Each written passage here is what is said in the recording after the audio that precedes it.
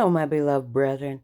Today we're going to be looking at the next phase in this agenda, and that is hack attack. So if we move forward, let's see what's going on in the world. This agenda is also coming into full effect. Take a look at what Mr. Schwab says about it first. Pay insufficient attention to the frightening scenario of a comprehensive cyber attack, which would bring to a complete halt to the power supply, transportation, hospital services, our society as a whole. The COVID-19 crisis would be seen in this respect as a small disturbance in comparison to a major cyber attack. This evil man looks pretty excited. So it's clear that another AI threat is the next pandemic. Researchers are finding new ways for AI to be weaponized against us. Why it matters? Biotechs have been assumed to be the province of governments. But now we face the prospect of rogue individuals and organizations gaining the capability, converting a pathogen into a terror attack previously required by many PhDs, but recent genetic engineering advances combined with AI have dramatically reduced the skills, money, and time needed to engineer a catastrophe. Biotech researchers Axios spoke and said it may be possible to create antibodies for viruses from scratch in around 2025, blunting the death and injury rogue actors could inflict. I find quite interesting, but because if you go to Alice Bailey's book, that's when the so-called fallen ones will introduce themselves, the hierarchies. It started like any other morning. It's just another day at the office. I didn't see anything out of the ordinary.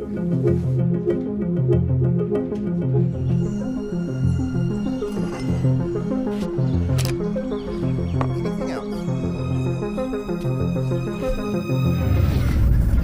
It was a pretty typical job. I bought 10,000 credentials on the dark web. One of them was an executive. Jackpot. I need access to all my data, whether I'm at the airport or on site with a client. The cloud is how I do my job. I go where the money is. And these days, that means the cloud. I know my network and endpoints inside and out, but the cloud is different. I had no idea. I had no idea that anything was happening. First, I grab the data. Customer accounts, personnel records, IP. There's always a market for that kind of information. But the cloud was only the first step. From there, I spread to their endpoints, their network. Say hello to your new admin. He moved on to desktops, our laptops, our servers, even mobile phones. By the time we realized what had happened, it was too late. Eisenjacks has been rattled and we're talking tons of sensitive accounts have been compromised, causing investor panic. As Eisen stock prices continue to fall.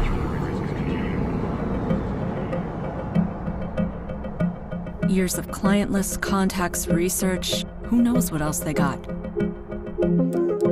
I do this for the money. I'm in and I'm out, and I don't look back. We're a cloud-first company. Our security needs to go where our users are.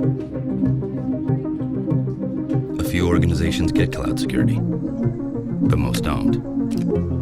So for now, my business is good.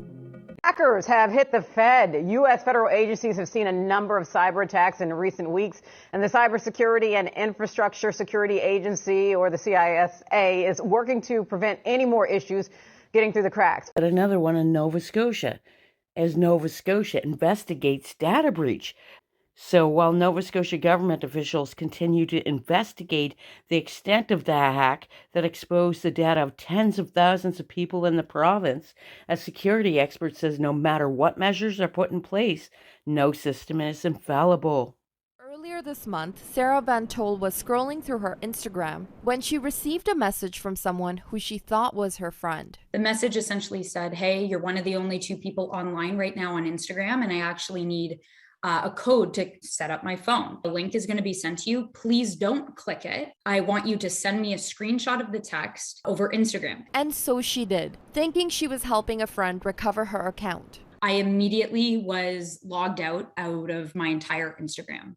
Turns out that link that I received over text was a link to reset my password and not a link to reset his password. Van Tol says in a matter of seconds, her account was taken over and her password, email, and phone number all changed. The person also messaged her friends, confirming her identity with photos and the name of her workplace, eventually hacking their accounts as well. It felt like a complete violation of who I was. Like Van Tol, Canadians have become one of the world's top victims of hacking and misuse of data. An international study finds Canada ranks 5th out of 39 countries for experiencing aggressive misuse of data, which includes personal data leaks, email, and financial hacks. And here's yet another one. A massive vaccine database leak exposes IDs of millions of Indians. Personal information, including ID documents and phone numbers, have been released on Telegram. The scale of this data breach is what makes it hard to guess the repercussions. At least a personal data of 700 million users was exposed. Hackers attack every 39 seconds, an average of 2,244 times a day. Cyber attacks and data theft are now among the top strategic issues global leaders face. We have been thrust into this 21st century world without the necessary instincts for cyber hygiene. Many business leaders would find it hard today to know exactly what their digital estate looks like. These challenges are new and emerging quite rapidly, everything from AI to quantum and ubiquitous computing. Each of these independently presents unprecedented challenges as well as opportunities. This is the reason that we formed the World Economic Forum Center for Cybersecurity. The center has united over 130 organizations to drive public-private collaboration to secure our digital future. The center's key priorities are strengthening global cooperation, understanding future networks and technologies, and building cyber resilience. We want to make sure that the bad actors can't get away with anything, so the quicker we share information, the quicker we can stop them. Now here's a godlike hack that steals encrypted keys by watching LED from 16 meters away. And it has characteristics that can be exploited, including power consumption, sound patterns, electromagnetic properties, and timing in the case of this study. This may be too cool to be a real plot, but the team of researchers recently published a method that purports to successfully perform this ingenious hack. This method is a form of side channel attack, which exploits information gleaned from fundamental or physical characteristics of a government, inadvertently leaking information to hackers. Hackers are being blamed for a global ransomware attack that hit several U.S. government agencies, including the Energy Department. Experts believe the hackers exploited a widely used file transfer software. A Homeland Security official downplayed the attack, saying it was caught quickly. The Louisiana Office of Motor Vehicles was also hit in the attack, likely exposing the personal information of everyone with a driver's license in that state. 100 million people wiped off the map just like that. And how long did you say that would take? 9 months. This attacker knew exactly where to hit. And they did it deliberately, and they did it multiple times, and they did it very thoroughly. There's a playbook for it if you're so inclined. Absolutely. There is absolutely a playbook. The EMP Commission, which is a commission that was mandated by U.S. Congress, and it has much more authority and better funding than a congressional committee. They found that as many as 90% of Americans would die. Let me know what you guys think. King Jesus bless you all.